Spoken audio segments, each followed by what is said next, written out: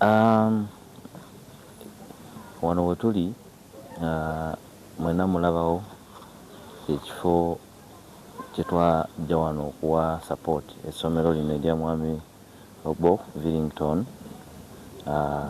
Twasalawo ne tugamba katumukwatireko okumujja mu ssomero liri eryali wano litwalaba abaana nga basomera bweru, empewo ebafuuwa, enkuba ebakuba, ne tugamba katutransforminge essomero lye lino okufuuka ekintu kati ekifaananako nga kino. Okusookera ddala katubatwale tubalage essomero lino nga bwe lyali nakati we tutuuse mu bbanga ly'ennaku entono nnyo nga tugezaako okugadalinga obuyambi okubeera nga tulifaananya bwe tuti wano. Wano awali ekizimbe kino kye mulaba wano kyekifaananyi kino bwe kyali. Tulina essuubi nti kye twagala okuteekawo kifaananawo ekiti, era gwe mulimu guno gwe mulaba gwe tutandiiseeko. Naye challenge yaffe gye tulina nti naffe akasente katonotono. Tugezezzaako okuteekamu akasente vis-a-vis event gye twakoze e Kayunga, nayo eyatutte essente empitirivu, naye twasobodde okukifaananyako nga bwe kifaananye kiti, ng'ate era obuyambi bukyetaagisibwa okubeera nga tukwatirako omukulu ono. Nga tuyita wano tujja kuddamu okusaba obuyambi nti bannange buli alina ky'alina ajje atukwatizeeko tusobole okuggusa bulooku yaffe eno. Ebibiina biri 5, twagamba kasooke n'ebibiina 5, at least abaana abato ennyo basooke babeere nga embeera gye basomeramu yeeyagaza. Bano eby'esayidi eno be balinga abakulukulumukko abasobola okugumira environment yonna, naye era nayo situation gye bakola ki gye basomeramu si nnungi. Naye nga tugamba katandike ne kino nga Mukama watuyamba tujja na kusobola okuteekawo ekisingako awo ku sayidi wali. Naye emabega eno bw'oba otambudde bw'oti emabega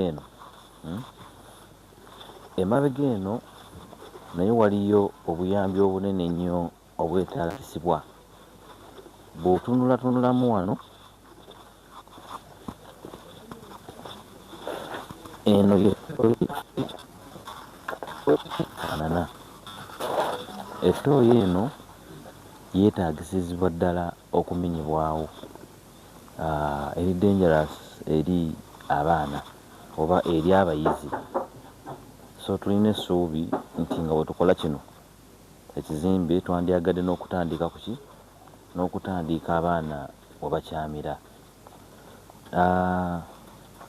Bw'otunuulira ekyalo kino bakiyita Kyengera, kiriko abaana bangi, naye abaana abo babatwala abamu ewalako ogenda okusomera eyo, kubanga ku ssomero kuno ku kyalo tekubaddeeko facilities z'amasomero bwe ziti. Tusomera mu kiwempe nga bw'onaalaba classes bwe zikola ki bwe zifaanana. Bw'otunuulira class eno bweti bwefaanana n'olubaawo oba otunuulidde. Eno ye situation abaana gye basomeramu, gye tusuubira nti nga twegasse ffe nammwe tusobola okuyamba omwami ono Villington Obo okusobola okusomesa abaana nga bali mu environment eyeeyagaza. Ku ssaawa eno tubali mu environment ennungi, era tulowooza nti gwandibadde mulimu gwa gavumenti oba Ministry of Education and Sports okusobola okuvaayo okujjanga ku kyalo kino n'eteekawo amasomero nga gano, oba neeyamba ku bantu nga bano abagezezzaako okutumbula ebyenjigiriza mu kitundu kino. Era vidiyo eno gwagirabye ng'olina obusobozi obugituusa mu b'obuyinza abatwala amasomero mu Uganda, bajje ku kyalo kino Kyengera bagezeeko okukwasizaako omwami ono Villington Obo okusobola okuteekawo essomero eritegeereka naye ng'essomero liyamba baana ba ku kyalo kino. Virington ono yatandika essomero lino n'akasente akatonotono naye nga naye yali ayagala abaana b'oku kyalo basome. Yagezanko okufuna emirimu egy'enjawulo naye olw'okubanga olubaawo luno nga bw'olulaba mu masomero gali ziba waggulu ate nga ye tasobola kutuukayo bulungi, oluusi emirimu nga gimulema okukwasaganya egy'okusomesa, n'asalawo atandikewo akasomero ke nga bwe mukakola nga bwe mukalaba, era ekyo kyo tukimwebaliza. Twamusiimye ne tumuwayo n'omudaali guno. Muzira wa ku kyalo kino, muzira wa ku kitundu, oba oliawo essente zino yandibadde aziteeka mu kusuubula ebintu eby'enjawulo ebisobola okuyingiza essente amangu mangu, naye n'asalawo n'agamba nti nze kanziteeke mu pulojekiti etajja kuzza mangu, naye nga pulojekiti ate eyamba munnakyengera ekayunga wano okusobola okusoma, abaana okusobola okukola okutuusibwako education. Sebo tukwebaza olw'omulimu ogwo, era oli muzira ku kyalo kino, oli muzira ku kyalo kino okubeera nga osobola coming up n'ekintu ekifaananako bwe kiti naye ng'ate kiyamba community. N'olwekyo ffe nga bannabyamizanyo z'emmotoka z'empaka oba ffe ng'aba Eastern Motor Club n'emikwano, we believe motorsport is beyond racing. We believe bwe tutwala emmotoka z'empaka zino tulina okulekayo ekintu emabega ekiraga nti emmotoka zino zazze ku kyalo okuyitako naye zirina impact gye zaaleseeko. Olwaleero luno mwami Obo abadde tamanyi na mmotoka ya mpaka bwefaanana, tagimanyi, naye olwaleero luno agimanyi kubanga ffe ab'emmotoka z'empaka twazze okusobola okusapootinga essomero lino.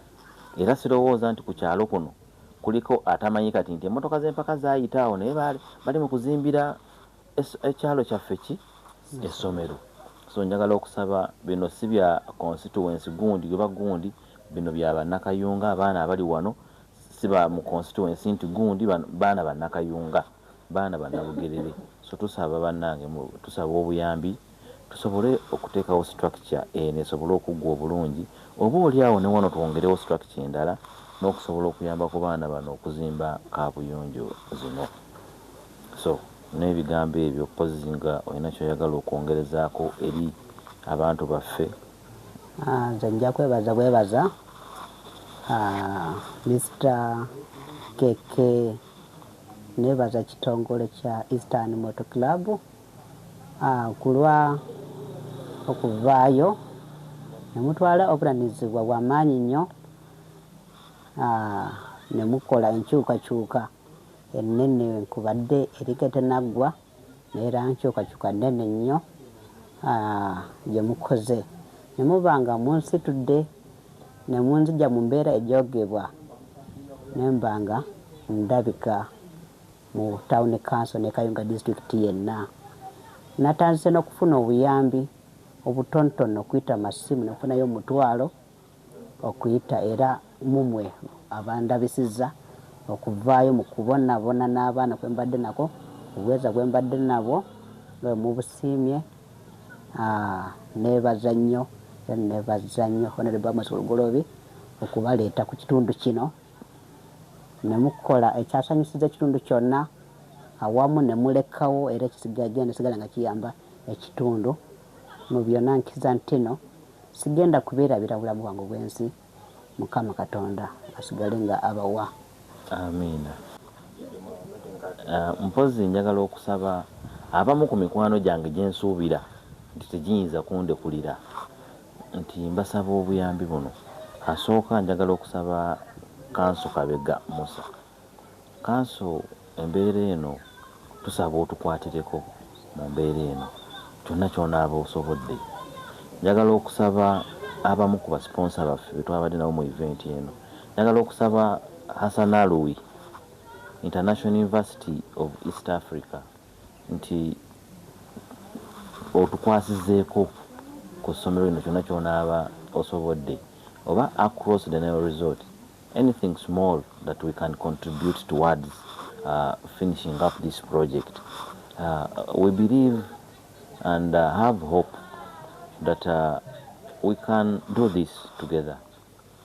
Njagala okusaba omwami Didas Masiko through Commodore Sportswear and Gourmet. Any contribution will be significant to the completion of this project.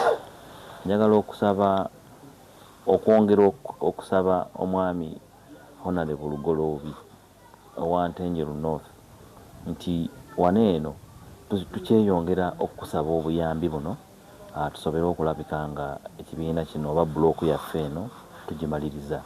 Njagala okusaba KCB Bank nti naawe tusaba ojja otukwasizeeko bulooku eno esobole okuggwa. Njagala okusaba Starbex International mujje bannange mutukwasizeeko bulooku eno tusobole okuyamba omwami ono, tusobole okuyamba abaana ab'oku kitundu kino okuggusa ensonga eno. Dr. Mustafa Mukasa naawe ssebo nkukoowodde Pharmacy ebeere n'ettaffaali ku kizimbe kino olw'obulungi bw'ekitundu kino mwenna kye mwalabeko twaleese emmotoka z'empaka. Njagala okusaba omwami Ambrose Byona. Ambrose, this is a school that needs you. This is a school that needs your support, your contribution. When you see this video, please tuyambe ojje on board tusobole okuzimba essomero lino. Njagala okusaba Motorsports Fraternity.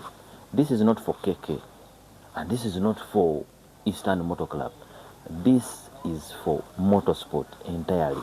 When you have such a structure here put up for this community, Chengera village, it will not be me or it will not be Eastern Motor Club. It will be for the sports fraternity, and it will be always remembered that when we brought cars in the village of Chengera as motorsport, we left a school behind for the community, for the kids of the community, for the parents of the community, for the Banachal to bring their kids and study here. Banangi n'ebigambo ebyo bitono kansuubira omulanga gunaabatuukako buli gwe mentioninze ne gwe si mentioninze. Federation of Motorsports Clubs of Uganda nammwe tubasaba mujje mutukwatireko tusobole okucompletinga ekizimbe kino nga bwe mukiraba. Mwebale nnyo.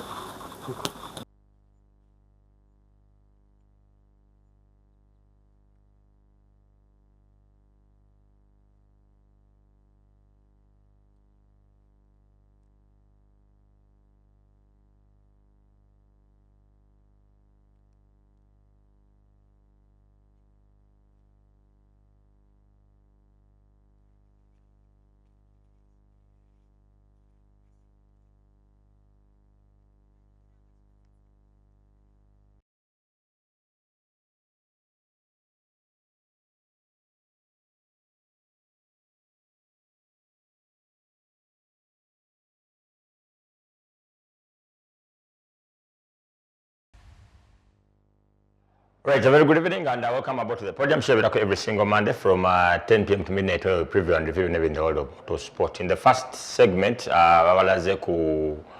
CSR activity that took place in the EMC rally that was held previously, which was the National Rally Championship Round 4, won by the crew of Ponshano Rakataka and Paul Musazi. We welcome the championship. We privileged okuba twegattidwa ku president wa club yabateeka event mukulu Kagoro. And one of those competitors who had a long day, a long weekend in that rally in Monica Brini. How things did unfold. I think it's the first time for Kate to be on set. Momo has been here before. I was start selecting, I was a Podium, but Keke, pleasure hosting you and say hello to our viewers. Thank you, hosting our science okubeera for the first time, and I'm impressed with what I'm seeing here. I hope we can copy us as motorsport. Okusookera ddala amanya n'eddobooza ka gold case abasinga go bamanyi nga keke motoka ze omuzannyo gw'emmotoka z'empaka. Okay, amanya gange nze Monica Jacob Spirinyo era nange ndi member wa the organizing club of the previous rally ebaddewo National Rally Championship round 4. Era ndi member wa Women in Motorsport Uganda, and I'm also a competitor. Ndi co-driver wa Eddie Mayweather rally team. Rally transfers tezina deadline mpira biro itandika wano ekoma wano yako driving teina. Before the sprint yesterday, there was a team where Momo was linked to. So I don't know what happened. What transfer fees is aganye? What agent go baganye okujjamu? Ate ni yabadampa mawulirago. Run us through how the event unfolded. Twali want to call review stage times, but let's away from the competitive part of it. Let's go into the social corporate responsibility, because that alone also made deadlines in that event. Basically, we as Eastern Motor Club, we believe motorsport is beyond racing. And as such, tugezaako nnyo okulaba nga buli area mwe tutwala events zaffe tuteekawo ekintu kye tusobola okuleka emabega so that the community behind there ekitwala nti mu muzannyo gw'emmotoka z'empaka gwajja mu area yaffe gwatulekera kino. So gwo musingi tuzze tugukola okuva emabega yonna. Ne ku mulundi guno twakola emirundi ebiri. We did the tree planting with Segam 14 and Women in Motorsport. And on the other hand, tukola ekinene ekyokuzimbira essomero okuzimba essomero eri community eyo in one of the villages mwe twatwala event eyo. Okusookera ddala we twali tukola amakubo twasingana essomero eyo lyemulabaawo nga teryali mu state nnungi, ate we tulisiŋŋaana twatuuka mu time ya nkuba, obukubakuba nga bukola ki nga butonya, nga olaba abaana basomera bweru mu block endala etalina wadde cover name, nga omwami oyo gwe mulaba Villington Obo agezaako okuba navigating okubajja wano mu rooms zino ezitalinaako cover yonna, nga abazza mu rooms ziri endala weewaawo ng'ate ne rooms ezo endala nazo zirimu abaana ab'ebibiina ebyenjawulo abasomeramu. Nga kitegeeza nti okusoma kuba kulina okuyimirira, kubanga bano bagasse muli okwewala enkuba oba okweggama enkuba. Tebasobola kubanga basobola okusoma ebintu byebimu bali bye badde basoma, because they are from different classes. Nekitukwatako nnyo ne tugamba tukoze tutya okugezaako okuyamba essomero lino. Kirungi twali tukya identifying kiki kye tusobola okukola emabega mu kayungo omwo oba mu area ezo mu villages ezo mutugenza okuyisa emmotoka z'empaka. Omukisa ne gugwa ku mwami oyo mu ngeri efaananako ng'etyo, ne tujja ne tumunoonyaako ne tumulambula nga mutuufu yeetaaga obuyambi nga mukola ki nga mulabyawo. Long story short, ne tutandika okunoonya abasobola okutukwatirako. Much as tulina event ey'okuraninga, naye what we always do tetugatta bino byombi.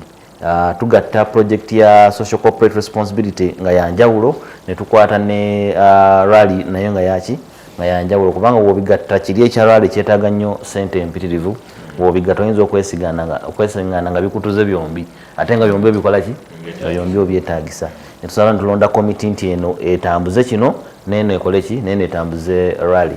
Ne tufuna omukisa nti sponsor waffe yasookera ddala yali title sponsor waffe Honorable Lugoloobi, n'agamba nti bannange mu kitundu kino mulimu essomero weriti eryetaaga obuyambi, nti ye n'atwebaza okwidentifying essomero eryo. The following day punga yeewa amataffaali 15 omusenyu tripu 10, n'agamba nti nze kati nsimbudde nabo mukole ki nabo mutandike. Ne tunoonya abayinginiya baani ab'okukyalo okwo authorities okutukkiriza okutandika okukola ki okuzimba. Ne tutandika okuzimba essomero weerityo nga bw'okola ki nga bw'okiraba nga ssente ntonotono, naye era ne tufunayo abalala aba John Board agamba nze ntaddemu kino. Yasookera ddala omulala yali Segam 14 yali Musa Segabwe, n'agamba akakadde nkabawadde mutandike. Ntugamba awo tusenvudde. Ne tufunayo n'abalala, tufunayo Mathias Kiyega n'agamba omusenyu guugwo tutandike kwegamba. Ne tuddamu amaanyi agakola ki amaanyi agakola, naffe ne tukwata mu nsawo zaffe ntugamba katusimbule. Oscar n'atugamba amadinisa weganaaba gatuuse okuggwa tumubuulire geetaagisa ki. Yes, naye abeere nga atukwatirako. Dr. Mustafa, Dr. Maseruka bonna ne bajja onwat ne bajja on board okulabika nga batukola ki nga batukwatirako. Naye bw'otunuulira ekintu kino tetwagala kisigale nga kya Eastern Motor Club. I want us to drive this towards motorsport. Nti olwaleero luno wetuge mu kayungo omwo abantu abagenda okulaba ku ssomero lino nga bwe libadde nga tulimaliriza, saagala bagambye nti kya Eastern Motor Club njagala bagambe nti kya motorsport fe tukikoze eki fe tutaddewo initiative eyo kisobole okuyamba ne other clubs eyo eziteekateeka nti tusobola coming up as motorsport ne tubaako ekyenjawulo kye tukolera ebitundu gye tuba tukoze eki gye tuba tututte emmotoka z'empaka. So tuli wano olwaleero luno nga tusaba buyambi nti essomero eryo nga wooliraze ku mu vidiyo eyo awo tukyakoze eki bwe tukyakomye event yaffe etwala sente nyingi ba events za rally zitwala sente nyingi ate nga tetusobola kukwata sente za event si event tuzize mu kuzimba wali netugamba kasooka tuyimirizeemu katono nga otunoonya obuki nga otunoonya obuyambi era okusingira ddala okubeera wano kwaffe kwebaza okusookera ddala basponsor baffe aba event yaffe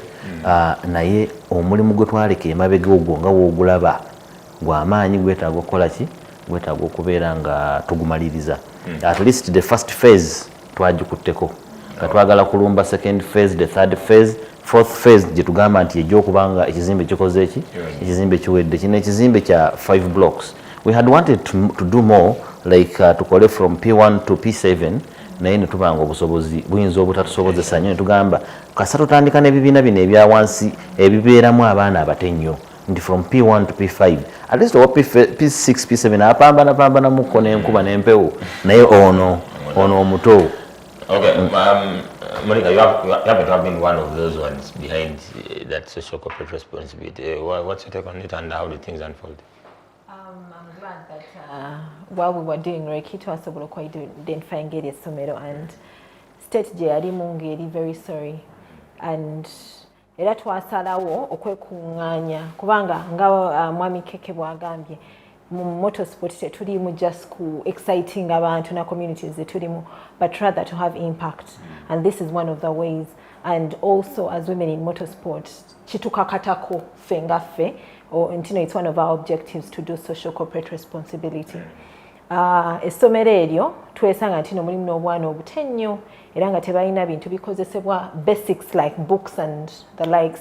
So we also reached out to the Rotaract Club of Makindye where I belong ne bajja ne bagaba nigi n'abaana balinga mu bigere kubanga yes we can have the structure but also the well-being and the comfort of those children. Story endala gye twasanga nti n'abaana abo babazaayo eka they don't cook from school so that time wasted ogenda okufuna ekyokulya ewaka and then abaana abawala tomanya challenges ze basanga. That's how they eventually drop out of school because of abalenzi ababakwana back and forth just to get something to eat oba n'amulimbisa ekyokulya. So to curb on that twasalawo nti tugenda ku donating also foodstuffs at least omwana afune ekikopo ky'obuugi n'akawunga. So we are still calling upon everyone in motorsport n'abali wabweru wa motorsport because this is a community initiative to come on board and support this noble cause. Yeah. Okay. On the same issue about is this initiative because you guys host one in Narasipa, yeah? Is it pushing up to the next NRC or it's only pushing you trying as much as possible so that come the next event you have another CSR activity? Like I stated first nti buli wetubera ne event nga Eastern Motor Club tubera ne social corporate responsibility project zetuteekawo okuleka omukulu w'emabega gwa motorsport.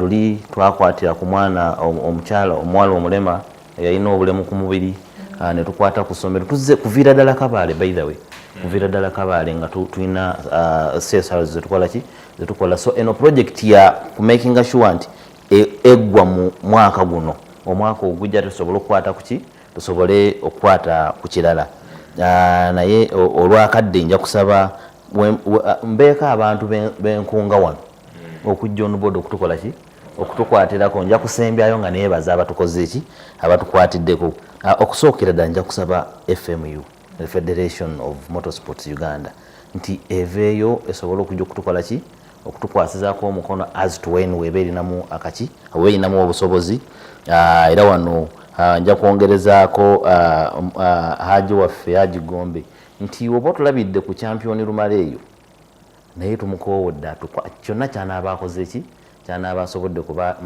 ndimu akakafu nti gwe osobola okumukola ki okumutuukako. Njagala okusaba kanso Kabega wano nti kanso wonna woolabira ka message kano tuyambe otukwasizeeko essomero lino tusobole okulizimba on behalf of motorsport. Yasininasa abasinga n'abatuukiridde oba nja kubatuukirira naye era kirungi nnyo okubakoowoola. Jasimanga ati Duncan Mubiru omumizi w'obukere Ponsiano Lwakataka naye mukoowodde champion oyo. Njagala okukoowoola Sodo Ronald Sebuguzi Bamusa Mulimira bano. Njagala okukoowoola Eron Nsamba naye sijja muleka Sebu naye Albert Ofong Formula 1 namwe mbakoowodde. Njagala okuyita abantu ab'enjawulo okusobola okujja okutukwatirako nga kampani nga zino Silver Line Medical Services eya Jude Lubega. Oba owulira nga gy'oli esebo naawe tukukoowoola gye okutukwasizeeko wano Wampamba garage wano wetera okuyita wano kumpi wano ku Lubaga Road. Njagala n'okusaba omwami Innocent Bwamiki nti sebo wena tukwese iddo tukole ki iddo tugemereko.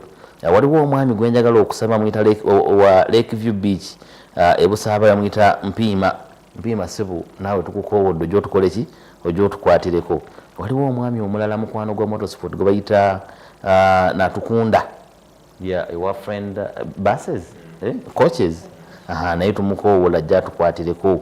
Njagala okusaba president waffe yaliko omwami Dipuru Paleria sebo naawe tukukoowoola naawe ojja otukole ki naawe ojja otukwasizeeko tulabike nga tuzimba essomero lino on behalf of motorsport. N'abalala bangi mwenna bannabyamizannyo abawagizi buli kyolina kyonna ettoffaali ettono ly'okwata lijja kubeera ne impact nnene nnyo eri essomero lino. Ate mulina kimutera okukozesa oluseke nolwe luseke olutuufu n'oluseke olutuufu ng'okuba luseke kuzimba ki kuzimbira community ki community essomero. So naye nga njagala n'okwebaza ku bantu abatukwatiddeko sofa okutuuka we tuli Honorable Lugoloobi Starbex International Mathias Chiega Dr. Maseruka Wumospoko naye yatuwaddeyo amabaati 20 yagambye genda tuwayo amabaati 20. Omwami Frank Bendera naye amabaati 20. Oscar Ntambi yeyamya amadinisa. Samusali omukulu gwayogeddeko president wa Rotaract y'Emakindi eyo ya pledgings okwasaganya lavatories mu Luganda nja kikuleke ng'okinnyonnyole ebiyigo. Didas Masiko naye ya pledgings okutukwatirako. URDA eyaba driver naye ya promises otukwatirako. Edward Kirumira tumwebaza already yakola contribution. Dr. Mustafa Mukasa naye ya pledginga. Eggulo nabaddeko ne mukadde waffe Dipuru Paleria naye n'agamba nti nabo nga gurupu yaabwe oba famire yaabwe ejja kusobola okubaako ekitono kyekola ki Valeria family tukwatira kusaba yenga y'omuntu simanyi Steven Munyaga yenga tomi Steven Munyaga naye ngambye mwenna ba drivers mwenna ba drivers contribution nze jingambe mwogereko ne wali muliro obi amina njakigamba buli rally driver ali mujje tukwasizeeko ekintu project eno lina essomero lijja kuyamba abaana abatalina mwasirize eyo wansi mu Kayunga precisely mu Kyengera the villages Kyengera. So tusobola okuyamba abantu bano basobole okujjukira nti essomero lino liriwo lwa muzannyo gwa motoka zaki za mpaka. Mom, I've been seeing women in motorsport doing a couple of activities, CSR activities in events. I think it's you guys just a trend you chose and it's picking dividends. Yeah, it's just like the saying goes, motorsport is not just about creating competition within the competitors, but rather creating positive competition that impacts the community. Ntino nabala we banatulabirako nabo we are sowing seeds. It's going to be a ripple effect. Kijatandikira wano wetuso akatono ketusobola, but just like Eastern Motor Club had done it also and still does it. Even the other clubs, Segam 14 is now doing tree planting. Before we know it, it's going to be a motorsport community that actually impacts the communities we race in and beyond. So I think it's a good approach. So that abantu bagamba bugambi mujja munaine mu formula enfuufu ne mukola kino na kino, but at the end of the day we want to be remembered for the legacy we leave behind.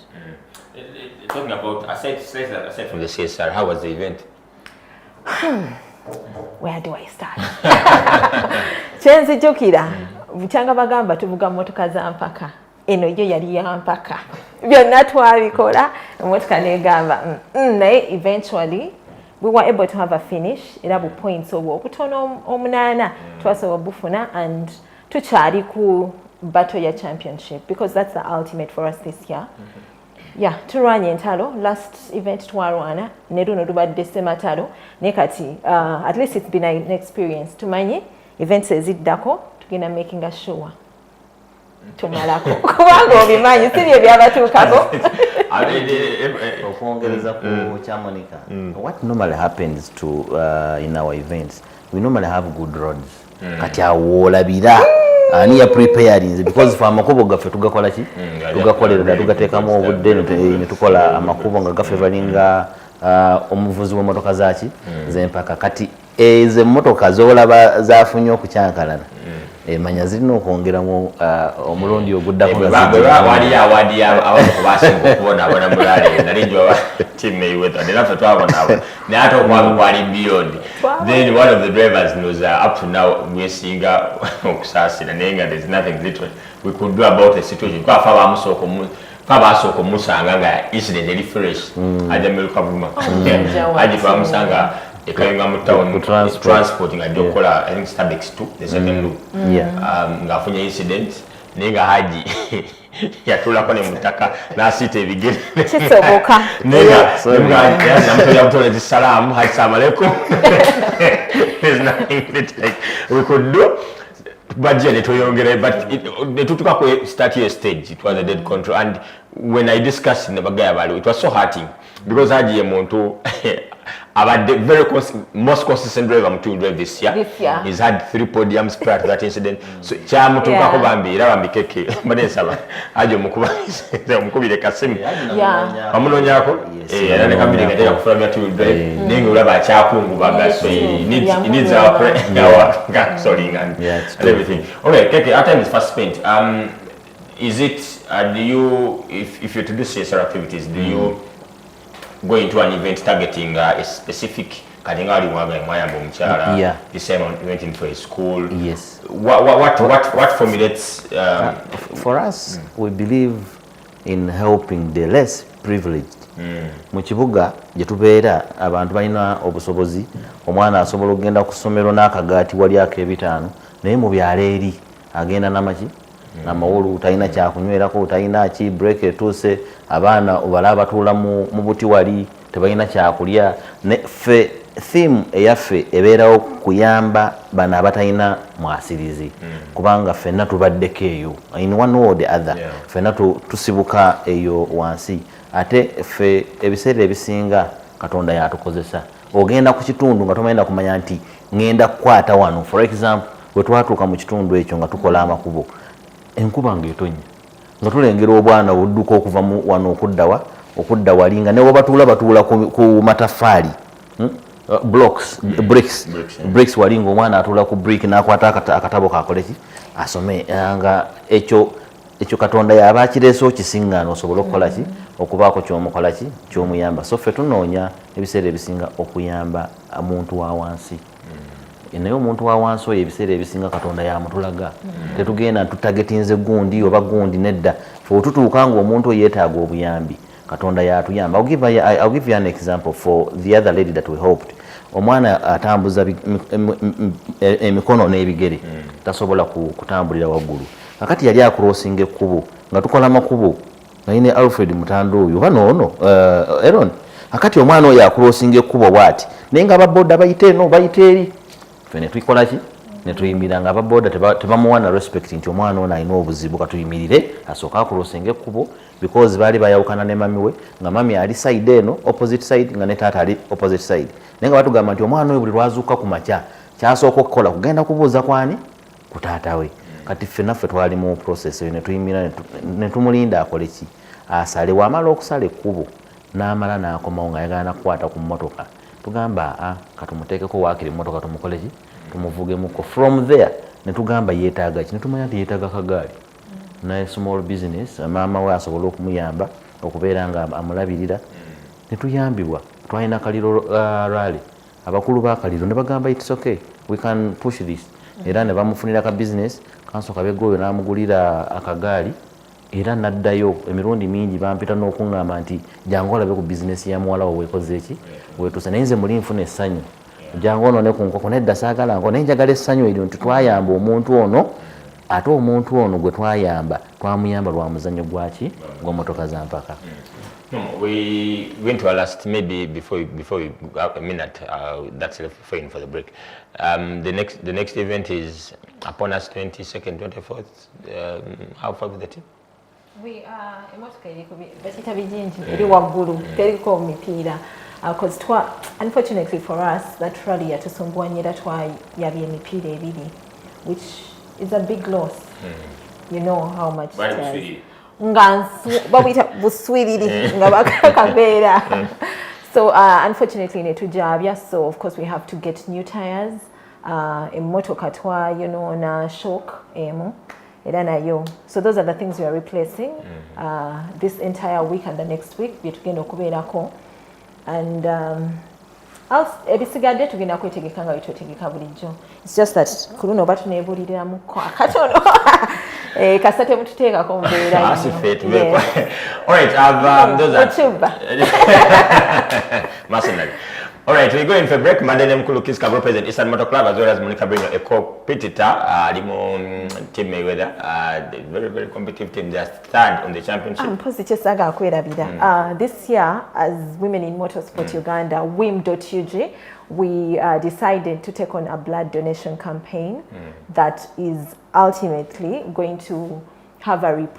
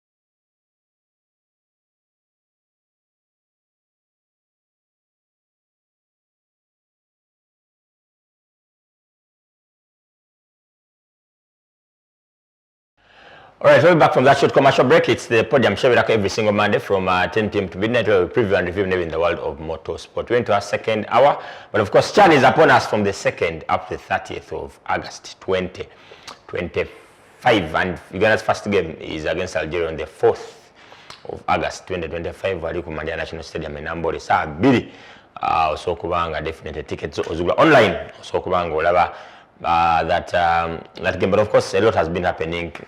Recently, President officially launching the tournament Kololo. You got the media invitation the squad being the final squad for Chan. The 26 players were Jerome Chiria. So Uganda is up and running for Chan, and infrastructure is with everything is set. We can't wait simply to be part of history. Of course, in a precursor, big tournament AFCON 2027. Of course, the Pamoja bid Kenya, Tanzania, as well as Uganda. We're going to be hosting this Chan tournament, as well as the AFCON 2027. Kale, you know, Jacob Fernando for TV. 102.1 for Fafam. Let's wait and see how the boys can really perform. Uganda has never progressed from the group stages. Okuva China, what and Kokubanga Bakola appearance, and Mukaga. We can't wait to see whether they can make it this time. That's the final squad producer Jatu Wadde.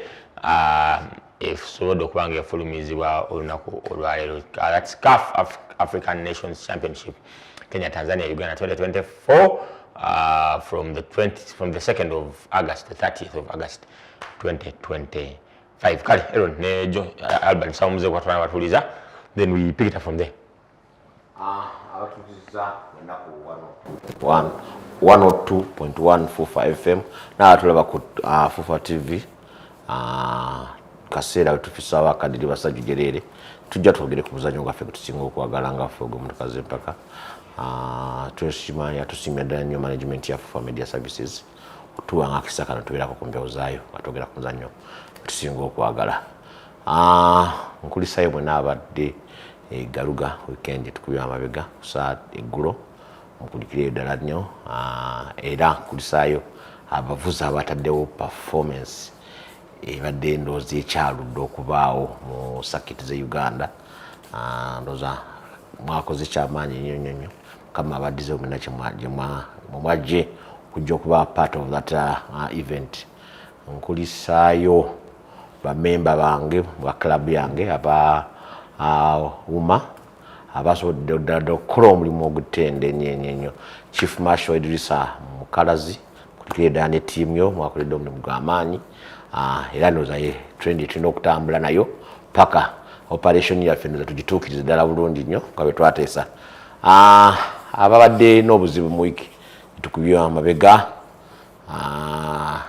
kama abagumye abayise abasibe ebinyu musobola okuyita mu buzibu bwemuyitamu naye ate era sobola kulema kusanyukira wamu nammwe abafunye essanyu mu wiiki gyetukubye amabega abatuwulira ku Fufa FM ne ku Fufa TV kyasanyu okubeera wanyo ku programu eno era nga ero nwagambye mukulikeyo mu event yabadde ebusiika egaluga jjo nange nabadde nduddewo okulaba bavuzi baffe nga bataddewo stiff competition bwetyo sakati yabadde quite exciting era quality y'abavuzi mu Uganda egenda buli lunaku nga yeeyongera mu discipline ya sprint eyo eyo tugimaze ekiddako weekend eno tulina grassroot level karting championship event eyokubiri mwaka guno era eri ku Lubowa karting track and looking forward to enjoying your company era mu karts eyo nayo tulina competition yaffe eri ya waggulu nnyo era nga tusuubira nti abanajja bacompetitor n'abawagizi bajja kufuna a very exciting day. Week emabega, of course, we are grateful for abafunyemu ebintu ebirungi ennyo. Then of course abafunyemu ebizibu, we are with them in spirit ne tusaba Katonda abayambe okuyita mu bizibu ebyo. Okay, Aaron and Albert have talked about the sprint that was there yesterday. It was the second round of the sprint championship, and I saw a very good turn up, very good turn up. Naye producer yatwa kufanana n'egaluga ebyo. Naye the pairings alone, what makes the sprint exciting are the pairings. Enoch was right on spot in the terms of the pairings, even the design of the track itself. You could every lane wojivugako twice in your in every run. That means you're doing every lane wakola run buli lane wojikola emirundi ebiri in your one run. So the design of that track is really good. Era ndoza kiddawo nekino kyatugamba nti how much acreage you need. Nalembuzaji Oma, what's the acreage of that place? Or could you the track here pitchy? The Morgan is around 23 to 25 acres, and you see what you can really design in such. Apart from kilometer sprint circuits, this one gives you a longer coverage. Even the fans I think it's the same distance. Whether the lane over the lane B, covering the same distance. There is nothing to know. While in the events to Kolanga, then slightly longer. But what do you make of the circuit and the pairings? Then those are more asking those pair dunk and they are seen more so in my view. The the third run. Yeah, though ate yasini yawadde ku flat tire, I think the yafunye puncture mu turn eyokubiri wansi ku rock slab then pushing emoka ngali that speed line rim olaba oyinza okulowooza alina buzibu. Producer yetwa nakuliza okuseezo, but how do you make of the pairings and the event itself? Nze ekisinga okunsanyusa nti the gap, competition gap mu Uganda ddala ekendedde nti waliwo time yatuukanga nga alina okubakuba abakuba second 4 5 2 mu circuit 21 23 n'agenda and really did not do anything about it. Naye leero bw'olabanga even a slight puncture ku motoka ya Yasin y'amaanyi gisobola okubanga wano enakubanga ekola miracles njereere, olaba nti olw'okuba yafunye that ka disadvantage ku gundi ye ku run 3 era afunye challenge eyo, nolaba nga Duncan yataddewo performance ennungi ennyo nabanga yamwangudde hit eyo gye baavuze hit 3. Naye all in all nze ntunda performance yonna y'abavuzi bonna bw'ogenda notunda final result seezo olabira nga it was a close battle kuva ku number 1 2 3 4 paka ndooza ku number 7 yabadde ande musoke number 7 olaba nga second zabadde ntono ezibaawo bonna nga any slight error omukumwe osobola okuva mu kyokubiri nodda mu kyomunana omusanvu nadda mu kyokubiri tegeera. So nze kinsanyusa abavuzi bazaddemu effort y'amaanyi ddala nnyo mu kutuukiriza okuteekawo performance nga zino, and they shouldn't go unnoticed. Performance eyo noza kisigalidde abalala abali part of this abakola omuzannyo guno nti bwe abavuzi batateekamu effort bwetu nebagula amamotoka ne batereza preparing emotoka bulungi ne bakola byonna, then officials nabo balina okusikira omutindo bakole nga ebintu biri perfect. With that tujja kuba tufuna ekintabuli ky'amaanyi nnyo mu muzannyo gwaffe going forward. Yeah, Professor, so to result says is event 3 runs and they were taking all the 3 runs. There's nothing yes, like yeah, no. Albert, what do you make of this? Like, because not event in such motoka zina later okay you know zina a higher because of the brake bias. Never advantages all runs on as on asatu. So the results ziraga nti Duncan won the second run, the third run. 243, 242. 243. I know 243. They are seen on the first. Yasin had very consistent in his timings. 242, 239, 243. Duncan 243, 248. 248 years they have will get the Korean. Missing that was I think run. The second run. As for those results, then 242. Third best time, second best time. Murane yoku ya Duncan, third best time ya Sebuguzi. Then third best time third best time run 2 still ya Sebuguzi. Then third best time ya Edson Mungereza. Kuliko Omamayanja second best time ya hit. I ran 3. Didn't run 3. Yeah. So anyway, the chindalabye nti nalabye competition more so the other that the difference what Duncan ate Yasin nene total time Duncan yafunye obuzibu mu run ya muruka ya PPD ngoba enakizibu kye that put him off the pace so much. Actually yabadde akola because the catch up could Sebuguzi yenyini. It was just making a catch up. Rokuba issue yafunye ku yabadde I think run 1. Yes, yafunye obuzibu. Awo nokugenda okumawo yabadde akola recovery okuva ku gundi eyo. Bweyo circuit omuntu ne omuloko missing akatono boat. The difference, you see the difference mu take out.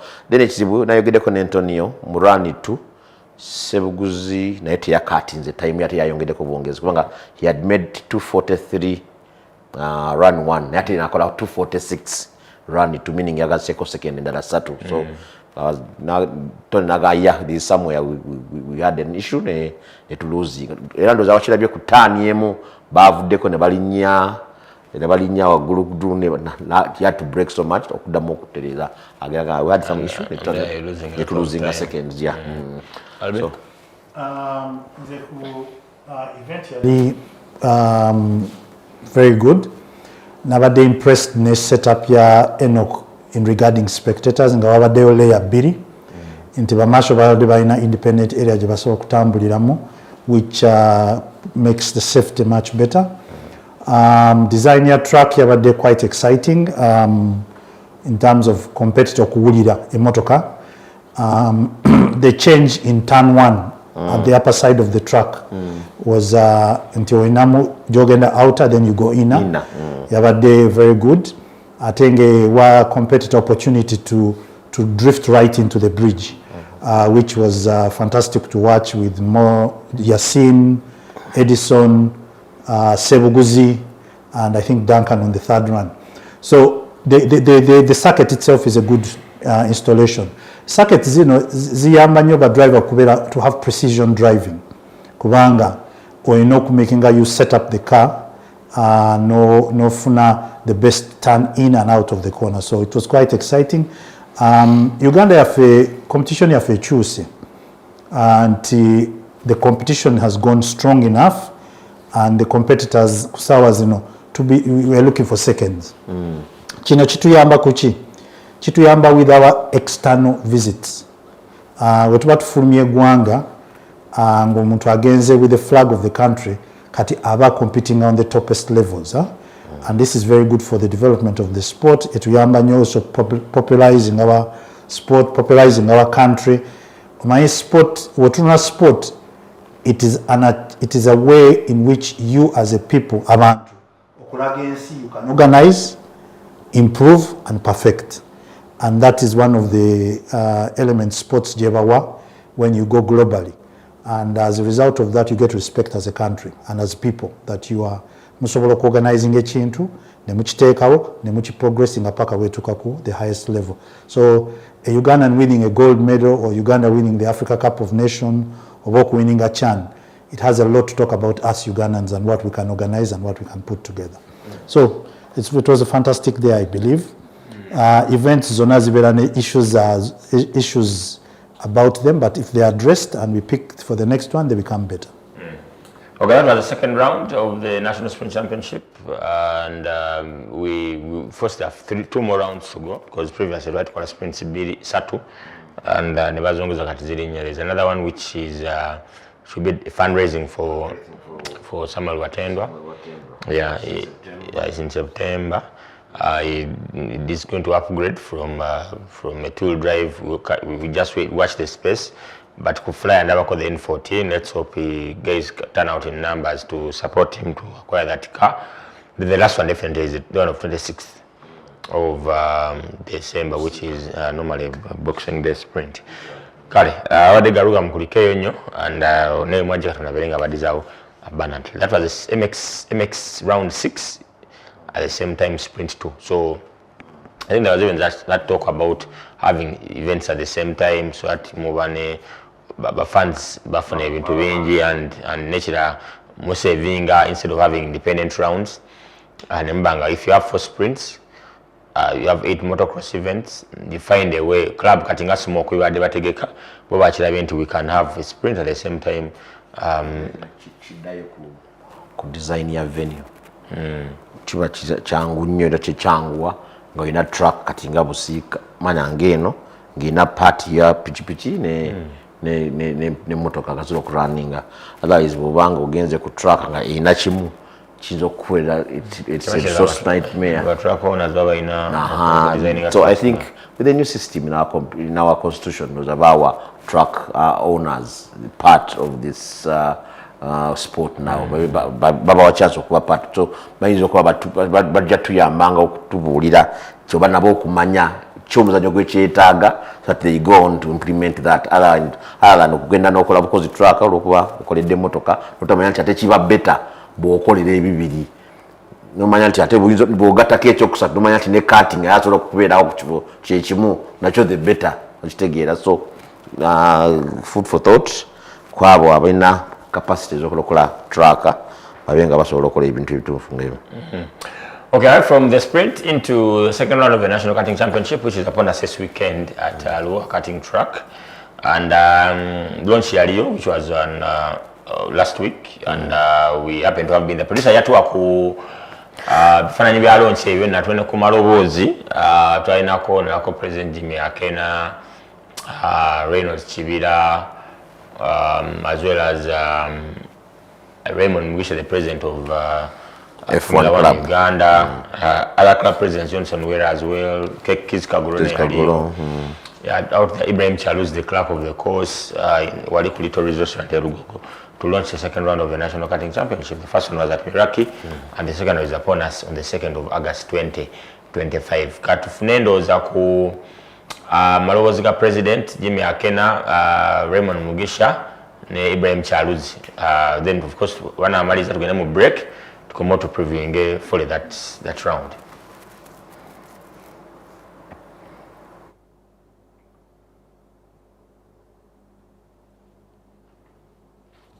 Is a very important growth area for motorsports.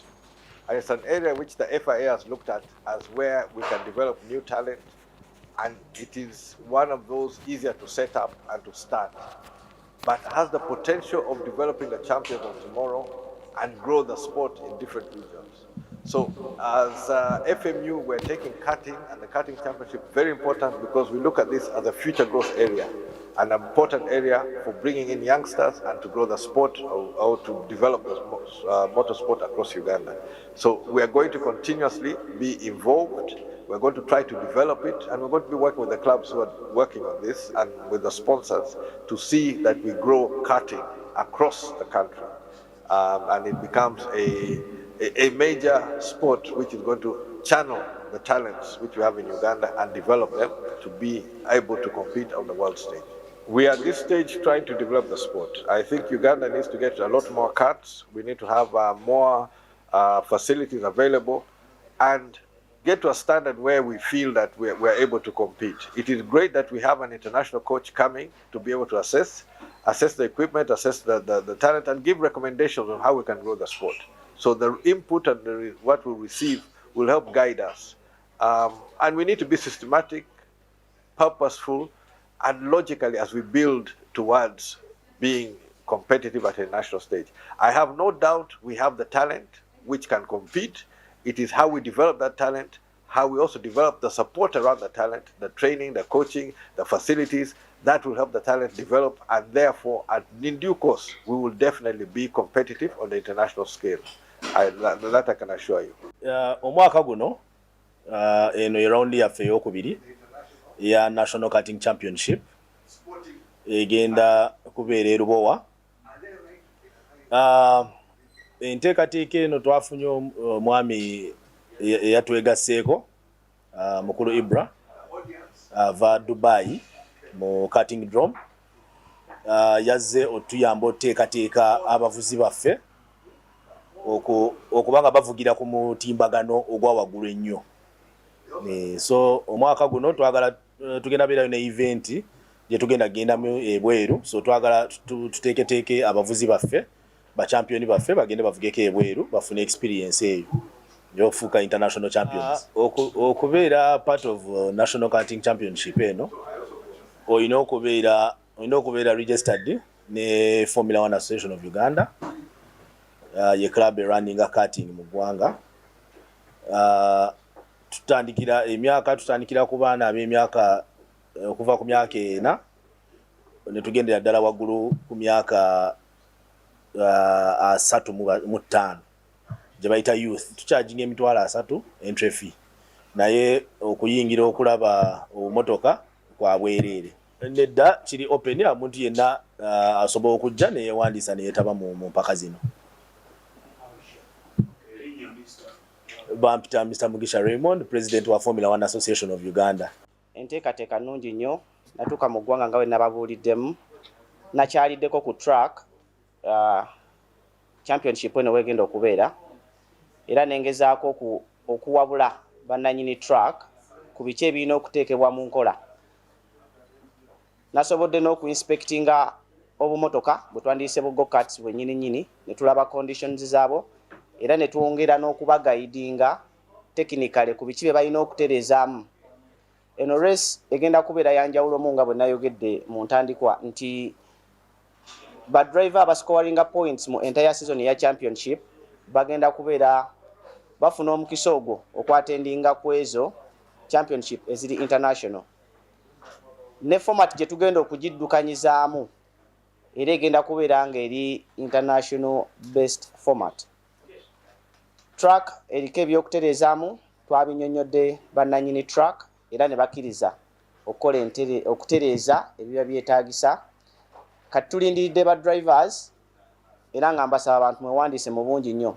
Okwewandiisa oba okuvuga go-kart tekyetaaga bukugu bwa njawulo oba bwa kitalo nnyo. Kamotoka kangu nnyo ka kuvuga, kalina ebigere bibiri ne steering, breki n'omuliro. So tujje tunyumirwe. Nyongera okuyita n'abalala bonna bekikwatako oba abali mu muzannyo gwa motorsport.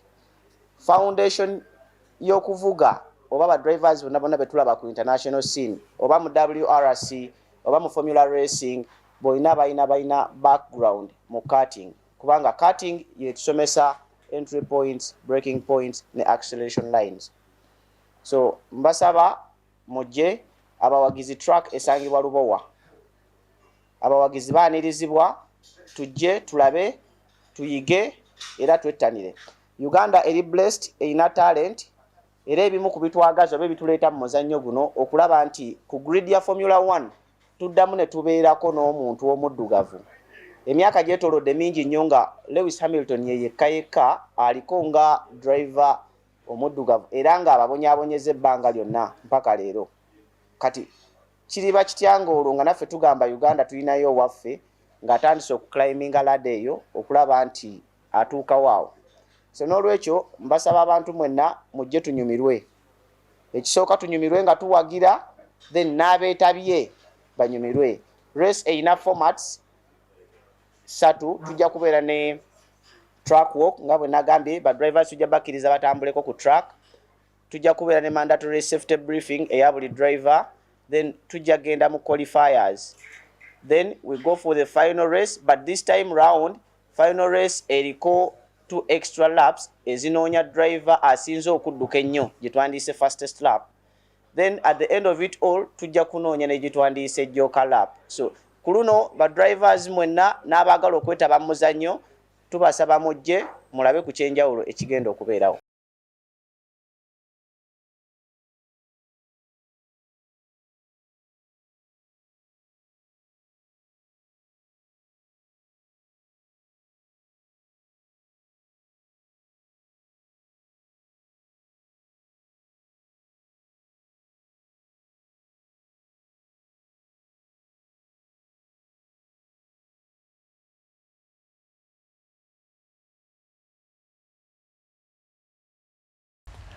Right, we'll be back from that short commercial break. We're into our last segment of today's show, the Podium. We're every single Monday from 10 p.m. to midnight, where we preview and review and everything in the world of motorsport. Aaron Sambane, Albert Ofong, Vice President, Formula One Association of Uganda. Mkuru wa mwezayizo. Mbuzo wa mwezayizo okubanga ali mukintu. Ibitufuna tuli mu bintu. Sibiri mnaye. By the way, when these guys came into leadership your club, that's when we had the revamp, the rebirth, the revamp of F1, the club itself and the activities, because this went to our second season of the National Karting Championship. Albert, we're into the second round, but maybe also to work a brief up of how the first season, getting into the second season, how things have unfolded. Okay, neyanziza Yokesh, ekisooka njagala tujjewo ekintu ekyo okubanga woba olondeddwa mu kifo nti ogudde mu bintu. Agudde mu bintu. Leadership is a responsibility ey'amaanyi era nga buli wofunamu opportunity okubeera leader, you must thank God for it because it's also a privilege. So karting eno championship eno round 2 gye tugenda kutandikako is the second season of the National Karting Championship mu Uganda yaffe eno. Eyasooka yali mu 2024 era nga Bukenya bwe yagamba when we twayingira mu leadership ya Formula 1 Association of Uganda twasalawo ne executive ne leadership nti tulina oku implementinga the areas club gyerina okubamu. So karting was a discipline eyaweebwa Formula 1 Association olwokubanga it's a circuit event ate nga it is somehow related to Formula 1 the race itself. Era twatandika ne launch ya event eyo, ya championship and launching of karting in Uganda. Era twafuna General Secretary of the day eyali Madam Leila Mayanja yajja ku track eyo era twagilauncinga ku Miraki Race Track fena ne tuvugamu we twamaze ne tukicking off championship yaffe mu 2024. Discipline webe etandise nga mpya mu market empya oyinamu hurdles oyina kuyitako. Mu discipline ya karting essentials zoyetaaga okukola event oyina okubanga oyina venue. Ekyatuyamba bulungi nnyo bana Uganda ba investor ba partner baffe betulina kati Miraki Race Track ne Lwa Race Track ne Busika Race Track bade batadeo tracks ezo nga za leisure naye nga zisobola okukozesebwa okurunninga a competition. So kyetwasooka okukola kwe kusigninga memorandum of understanding ne ba track owners abo basobola tuwa venue gye tusobola okukozesa events zino at also basobola tuwa costs eziri affordable for everybody okuparticipating. So ne tukicking off championship yaffe ne turunninga events ezaali bbiri nga ziri ku Miraki then a final yali ku Lubowa Race Track. Zino track zituwa options biri. We have a tight track which is in Miraki, then it will be a bit of a wider track which is Lubowa, and then twina track Busika that we hope that in the future we should run an event there this year. Nga negotiations za fenabo nga biwedde bulungi. So nga olaba ku TV awo twafuna ba sponsor batu joininga okumaking sure nti tusobola okulunninga championship eyo, which is also another component join okuba nayo. So of course netufuna Federation of Motorsport Clubs of Uganda, then efuse Federation of Motorsport of Uganda now, netufuna Mountain Dew netujoininga, netufuna Jubilee Insurance netujoininga, netufuna ba track owners abo Miraki ne Lubowa ne batujoininga netuteekamu preparations okurunninga our championship. Fortunately, as usual, the Ugandan community nungi nnyo mu emizanyo gino era twafuna abavuzi abava mu community eyali motorsport based community, then other communities ezaali ku track zino nga bagenda ku track for leisure. Ne tusobola okulunninga 3 categories. Twasobodde okulunninga a cadet category, neturunninga a ladies category, neturunninga what we called a super pro. Kati regulation ya karting ebeera nga etandika ku FIA level.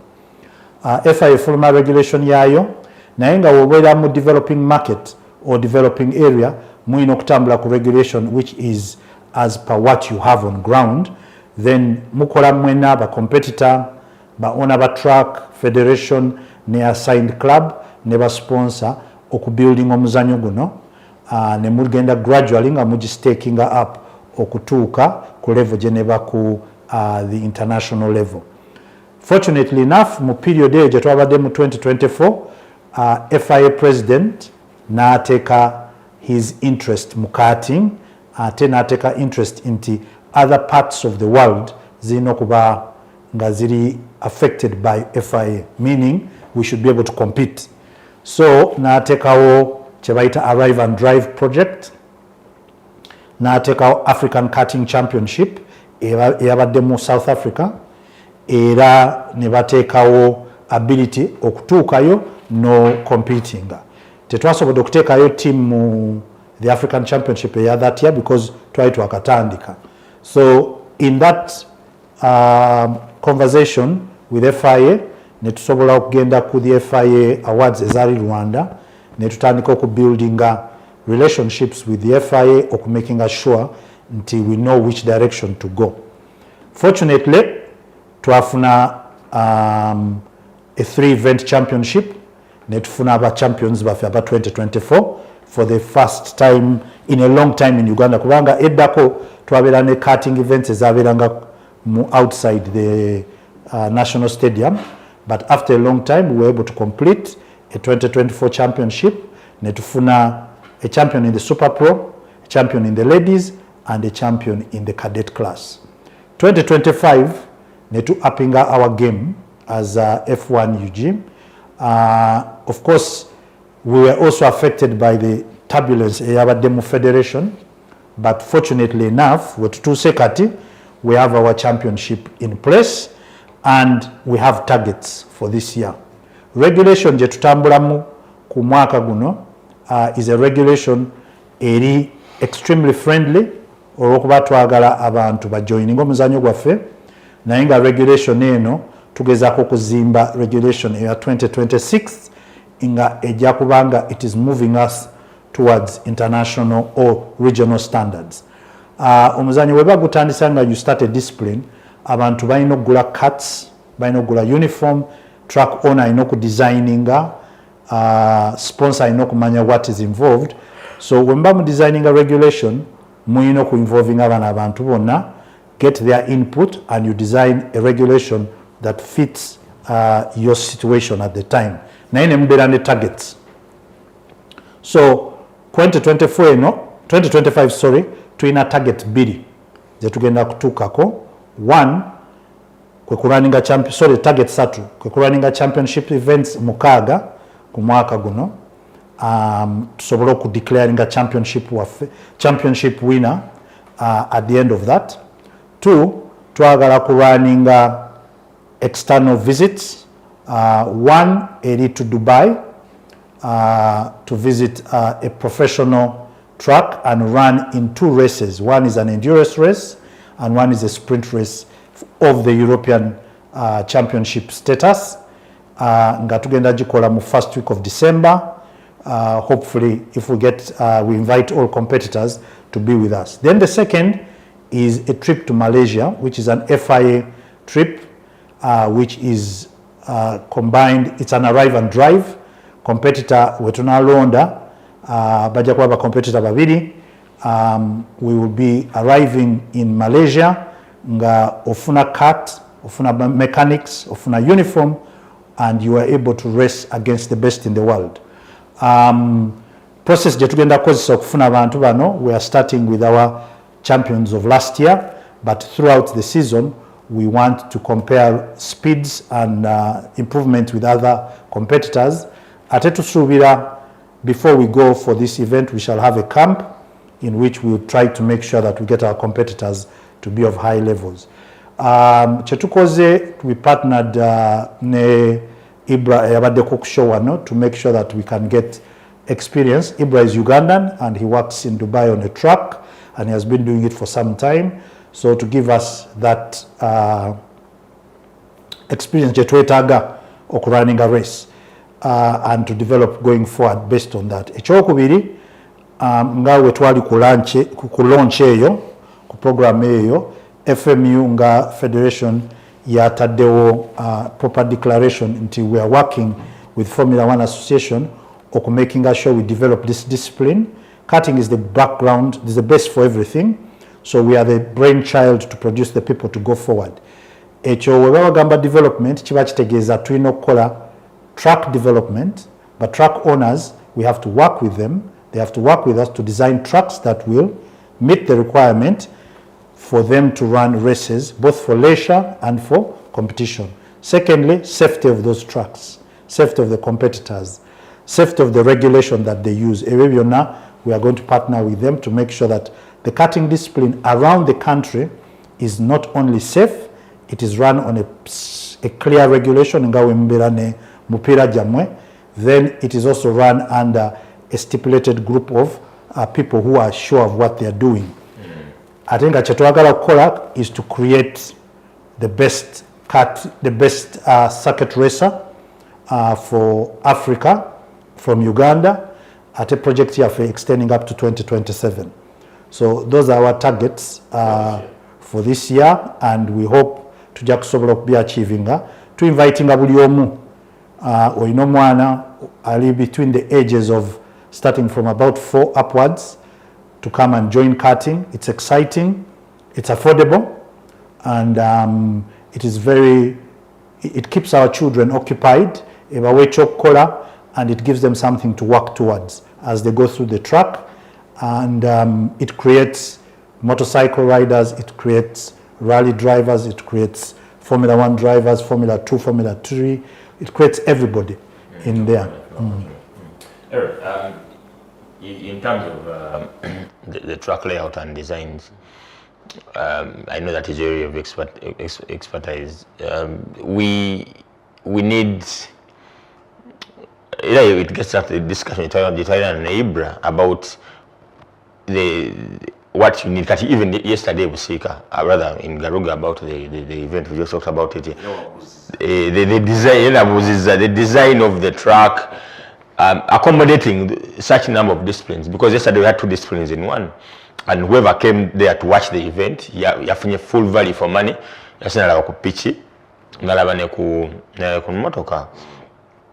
Pitch ni soka motoka nzidako. How about if you have a track where they don't bad nambole, but the stadium itself, outside the stadium, it accommodates other sporting disciplines. Rugby, recently, the Africa Cup, which Uganda hosted, there are tennis courts, there are the basketball courts. It's huge. Aside from the stadium itself, then you can also adopt the same, but of course it gets into partnerships, but track owners and everything, to have such layouts. Track Miraki, yeah. That's why we're then even Busika, you guys, if you can push as much as you can to have an event in Busika, because track Busika is different, very tight. Ndozo ya Miraki singo kubera tight, then yero bo anegeza kutaku muntu, then ate Busika yeri extensive nyo muntu afuna chance. I was there during last year's celebration for Women's Day, and they had a chance of driving around with the cart. You could see someone go there, so cart for a longer distance, then get into the first corner over chicanes and everything. It gives you very good testing ahead of Albert Chaga, because when I have trips in Malaysia and Dubai and everything, watu carrying a slightly different. I don't that much performance as you would anticipate. Singapore design things is different. And those Formula 1 club Uganda, the right track, your color. It doesn't, for starters, we need these partnerships to go forward. It's so kachabena tujja kwesanga club teyina maybe sente resources mala kwezimbira track yayo, naye with the given partnerships thekola ne the stakeholders oba track owners, that's the way to go. Nekirala exposure y'abantu gye bagezaako creatinga sobola okuva wano okugenda ku track ez'ebweru ne balaba zitambula kitya oba bazikola batya, n'ekyokuleeta expert oyo twali naye wano last week, mwami Ibra, olaba ddala nti Formula 1 omulimu mugukwasiza kannabwala bulungi nnyo, temupushinze ekintu kino mulaba gye kigenda mulingizayoko. Ndowooza tulina kwongera kufuna support, sponsorship. Abaana naliyoko ku track eyo mwami Albert eyo yansangayo nga nange nateeka benchmark akalala kengenzo okukola era nako ka motorsport, and I was impressed really. Nasanga mukulu Ibra ina byatereza ngoladala ne records azina, as in information where this cut was doing this much on this track. Right now it's doing this much, it says by this much. Ulaba danti tewali gambling, alaba ekintu nga kiri straight. Now you get the right information on where to improve.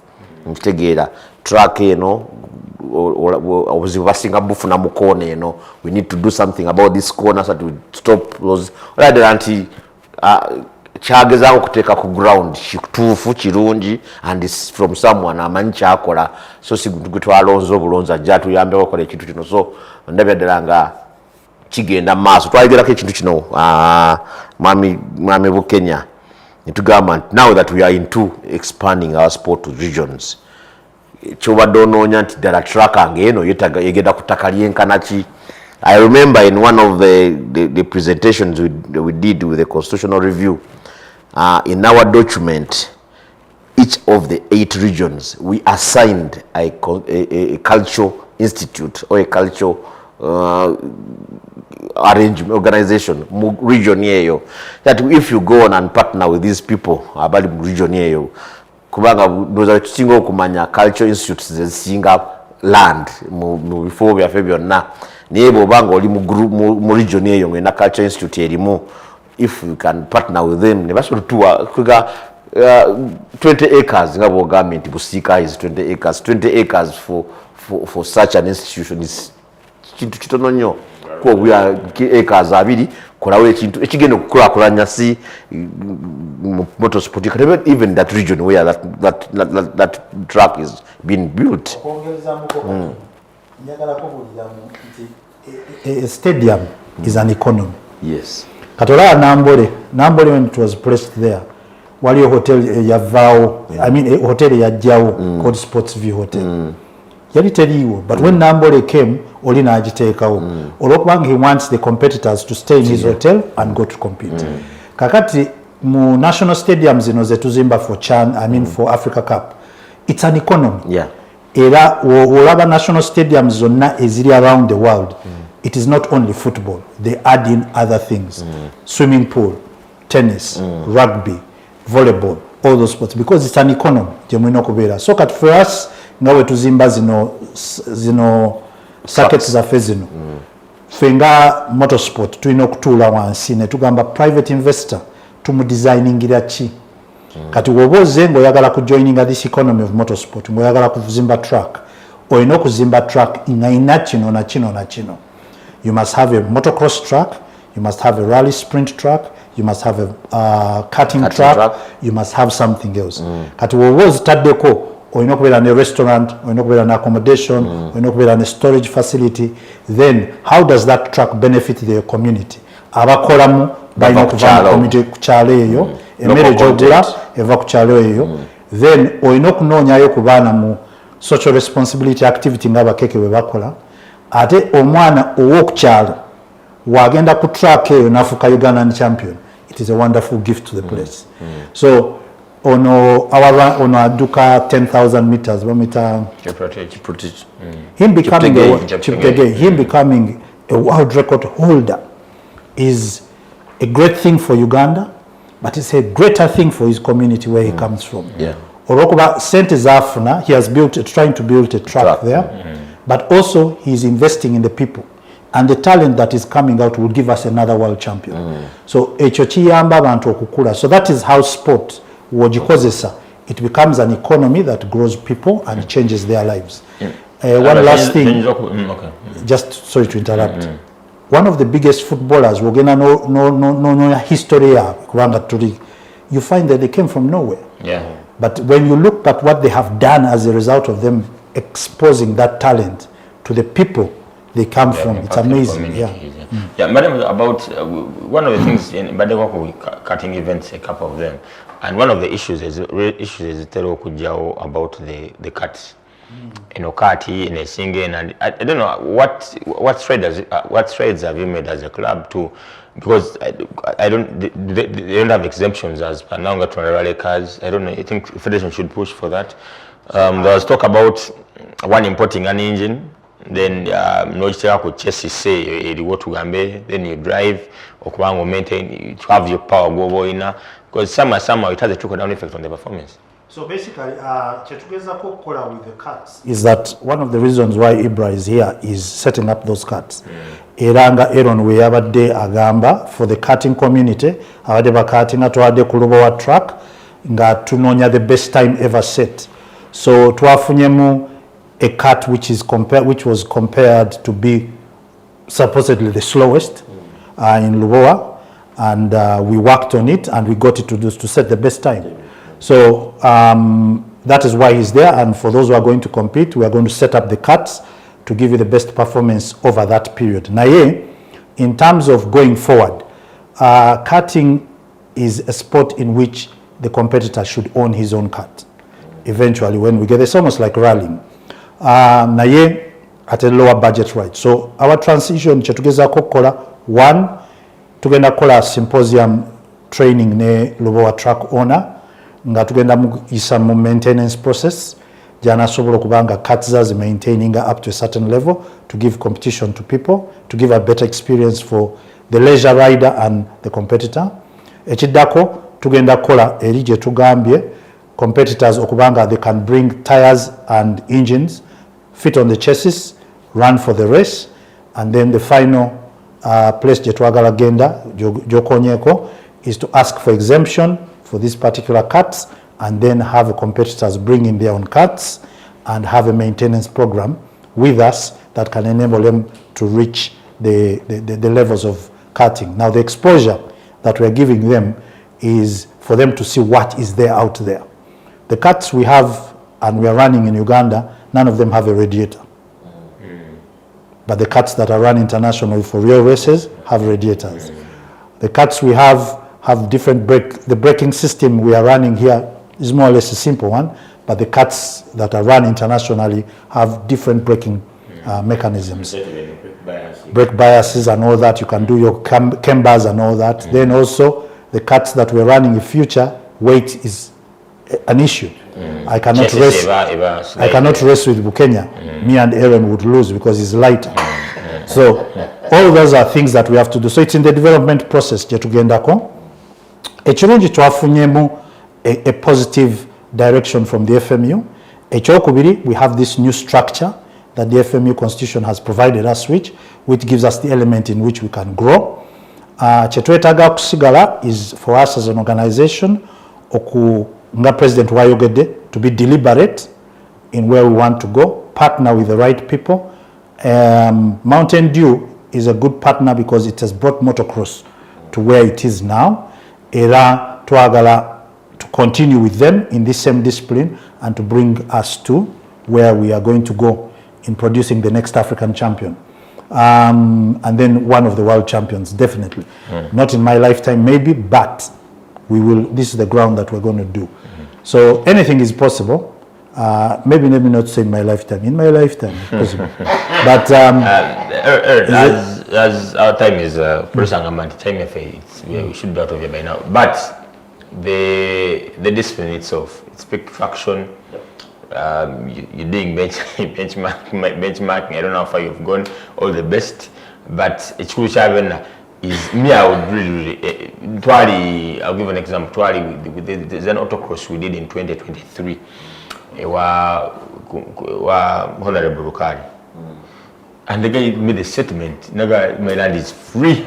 Even if you want to compete every weekend, you've done stages, you've done an event. We're in a stadium which is around 6 kilometers. 6 kilometers. What are they at 25? 25. Yeah, 25. Yeah, and Kolanga part of it. Kateno part of 6 kilometers. And land is there if you can make it. It was a new creation altogether. Yeah, new creation altogether. And if you galvanize yourselves, thing is there. Try to do. If you just imagine having a track in Western Uganda, one in Eastern, one in Central Inamu, Northern Inayo. Get the cards, even if Albert had any reservations about the cards you have, but for starters, you to and that's how we can project and move forward. Definitely, it's the way to go.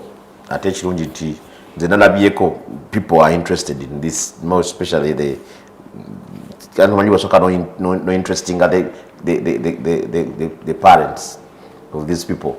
I was at the Rubowa track that week. Many whites have brought their kids to do training, and you see the arrangement already they have. Yeah, they eat the cheap down after a run. They come and see. They discuss why you're doing this time. Why so is beating? Why did he beat you the other time? So whatever the progression, and this is very positive.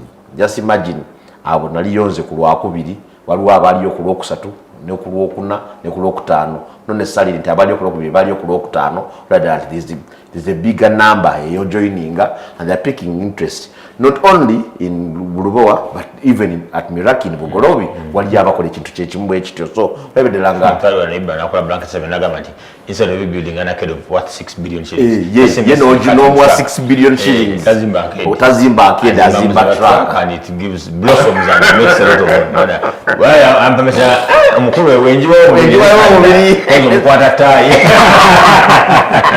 kale that's how to ina kale and we should be anyway I'm inviting mbaita mwena mujje ku Lubowa karting track ku 2nd August tugenda kutandika sawa emu paka sawa 8 kitundu kama enjoy karting have fun it's a Saturday we tomorrow as usual we sit down deliberate over the day and we want to look for the new talent in Uganda well event ya karting ya liruli Lubowa yatujja ku 10 izo kumacha stegera za bagulu zile 10 okay mafuta yo kati za mwendaleka mupo kaza munana that's all we want for you definitely we tugenda kubeera yo over the weekend good willing wali ku Lubowa karting track definitely that's for TV on 2.1 Fafama tuja kudana ku Monday god willing tuwabuli binasodo kwanga ibere but of course entry is 300,000 shillings for other club and this but you must be a member of the Formula 1 Association of Uganda tubereyo and we nurture talent grow talent and build Uganda of course abompira sande kule bondala nnyo Afcon ali wano China ali wano we also should also be proud to ina abalagu baina wano the African Cup kati tuina we must do things as motorsport to try to match to cow of course yasina liku ARC Mukula as well let's hope that they can push as far as much they can and that's all we've had. We'll get back next week and so we're going to be out.